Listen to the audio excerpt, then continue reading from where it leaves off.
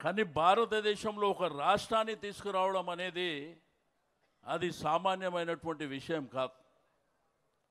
మీకు అందరికీ తెలుసు, కేసీఆర్ గారు 2001లో తెలంగాణ ఉద్యమాన్ని ప్రారంభించే ముందు తెలంగాణ ఉద్యమాలు జరగలేదా?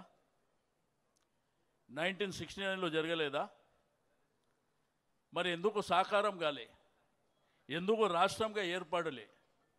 1972 సంవత్సరంలో చెన్నారెడ్డి గారు తెలంగాణ ప్రజా సమితి అనే పార్టీ కూడా పెట్టిండు. 11 10 మంది ఎంపీలు కూడా గెలిచిండ్రు. ఎందుకు సాకారం కాలే? వాళ్ళలో చిత్తశుద్ధి లేదు.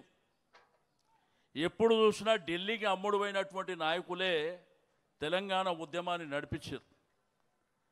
కానీ చాలామంది విద్యార్థులు కానివ్వండి, యువకులు కానివ్వండి, ఆ రోజు ప్రధానమైనటువంటి పోరాటంలో నిలిచిన వాళ్ళు ఆ నాయకులను నమ్మి మోసపోయి అమరులైన. కానీ కేసీఆర్ గారు నికారుగా నిలబడి కొట్లాడినటువంటి వ్యక్తి.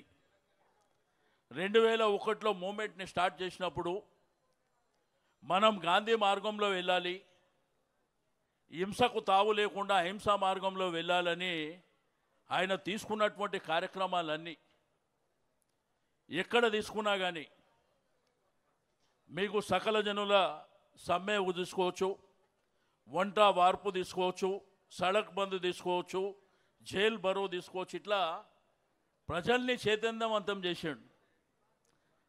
మరి ప్రధానమైనటువంటి రాజకీయ పార్టీలు ఆ రోజుల్లో Telugu Desam party, Congress party, BJP పార్టీని కూడా